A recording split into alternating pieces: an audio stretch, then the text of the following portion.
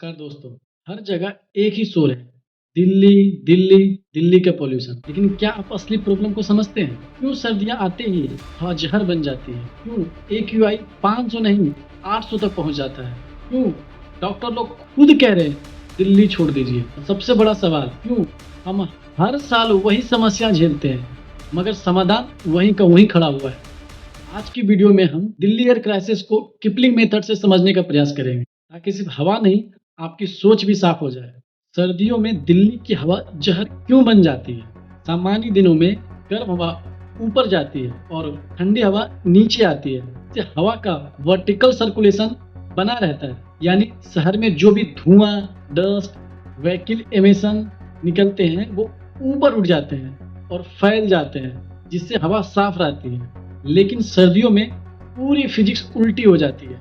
ऊपर गर्म हवा और नीचे ठंडी हवा। यह वही स्थिति है जिसमें हवा ऊपर नीचे हो ही नहीं सकती। जैसे किसी ने ऊपर ढक्कन लगा दिया हो, नीचे की ठंडी हवा भारी होकर जमीन से चिपक जाती है और ऊपर मौजूद गर्म हवा एक लॉक की हुई परत बना देती है। अब जो भी पोल्यूशन शहर में होता है, smoke, PM 2.5, PM 10, industrial emission, construction dust, तब इसी ठंडी हवा की परत में फंस जाता है। ऊपर उठ ही नहीं पाते, फैल ही नहीं पाते, जिससे दिल्ली की हवा एक गैस चेंबर बनने लगी। यह सिर्फ इन्वर्जन नहीं, पूरा इकोसिस्टम कोलैप्स है। सर्दियों में कई चीजें एक साथ होती है। लो विंड स्पीड, यानी हवा का बहाव धीमा होता है, इससे स्मोक डिस्पर्सन रुक जाता है। हाई ह्यूमिडिटी, यानी नमी की मात्रा बढ़ना। क्रॉप रेसिड्यू स्मोक, यानी पराली का धुआं। पंजाब हरियाणा से आने वाले स्मोक पार्टिकल पहले से मौजूद प्रदूषण में मिलकर एक टॉक्सिक कॉकटेल बना देते हैं। क्यों लखनऊ, जयपुर, मुंबई जैसी जगहों में वैसी स्थिति नहीं होती? क्यों दिल्ली एक डेथ ट्रैप बन जाती है? इसकी वजह है दिल्ली की जियोग्राफिकल लोकेशन। उत्तर में हिमालय की 8000 मीटर ऊंची दीवार जो हवाओं को रोक देती है। पश्चिम में अरावली की पहाड़ी हवाओं को डिफ्लेक्ट कर देती है, यानी हवा आसानी से दिल्ली से बाहर नहीं निकल पाती और दिल्ली एक कटोरे के जैसा बन जाती है। यहाँ प्रदूषण अंदर आता है लेकिन बाहर नहीं जा पाता। सर्दियों में हवा की मिक्सिंग हाइट 1000 मीटर से घटकर सिर्फ 100 मीटर रह जाती है, यानी हवा का कमरा 10 गुना छोटा हो जाता है। इसका मतलब है प्रदूषण का घनत्व, यानी पोल्यूशन डेंसिटी 10 गुना ज़्यादा हो जाता है। इसीलिए दिल्ली में प्रदूषण इतना गंभीर हो जाता है, क्योंकि हवा को बाहर जाने का कोई रास्ता नहीं मिलता और प्रदूषक वहीं फंस कर रह जाते हैं। अब अगर बात सरकार के प्रयासों का करें, सरकार हर साल एक समाधान दिखाती है, एंटी स्मॉग गन। ये आपने सड़कों पर पानी छिड़कते हुए देख ही लिया होगा, लेकिन क्या ये समाधान है? एंटी स्मॉग गन 30 से 100 मीटर तक पानी की बारीक धुंध फेंकता है, धूल को नीचे बैठाता है, लेकिन यह हवा साफ नहीं करता। केवल लोकल एयरबॉर्न डस्ट के लिए प्रभावी है। PM 2.5 या PM 10 की जड़ नहीं रोकता।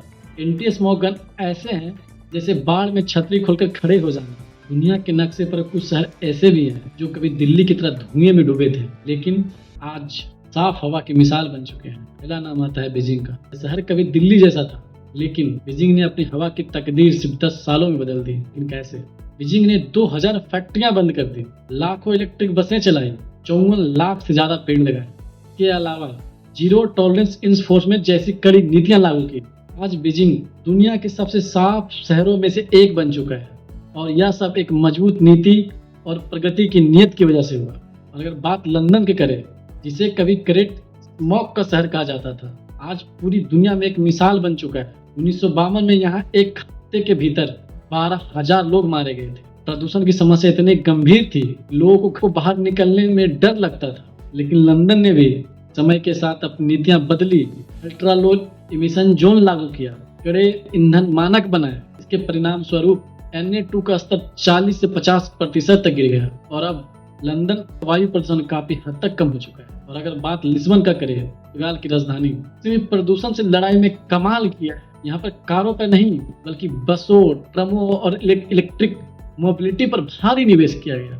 6 वर्षों में यहाँ के पार्टिकुलेट पॉल्यूशन यानी कि PM 2.5 को लगभग आधा कर दिया गया। यहाँ एक साधारण सा विचार था, अगर सड़क पर गाड़ियां कम होगी तो हवा में जहर भी कम होगा, और यही नतीजा सामने आया। और अगर बात मेडलिन की करें, कोलंबिया का यह शहर कभी अपराध और प्रदूषण दोनों के लिए कुख्यात था, लेकिन इस शहर ने भी हालात बदलने में सफलता पाई है। यहाँ पे बस रैपिड ट्रांजिशन सिस्टम लागू किया गया, साथ ही डिफॉरेस्टेशन और ग्रीन कॉरिडोर जैसी योजनाएं भी शुरू की गई। इन सब बदलावों के कारण मेडलिन ने PM10 प्रदूषण को लगभग 33% तक कम कर दिया। इन सभी शहरों ने साबित किया है बदलाव सिर्फ पैसे या तकनीक से नहीं आता, बदलाव तो तब आता है जब राजनीतिक इच्छा शक्ति हो और जब नीति से पहले नियति की ताकत हो। अगर ये शहर यह कर सकते हैं तो दिल्ली भी कर सकती है। यह शहर हमें सिखाते हैं कि प्रदूषण स्थायी नहीं होता, अगर इरादे मजबूत हो वह बदली जाती है। फिलहाल इस वीडियो में इतना ही। अगर आपको यह वीडियो अच्छा लगा हो तो लाइक और सब्सक्राइब करना ना भूलें। जय हिंद।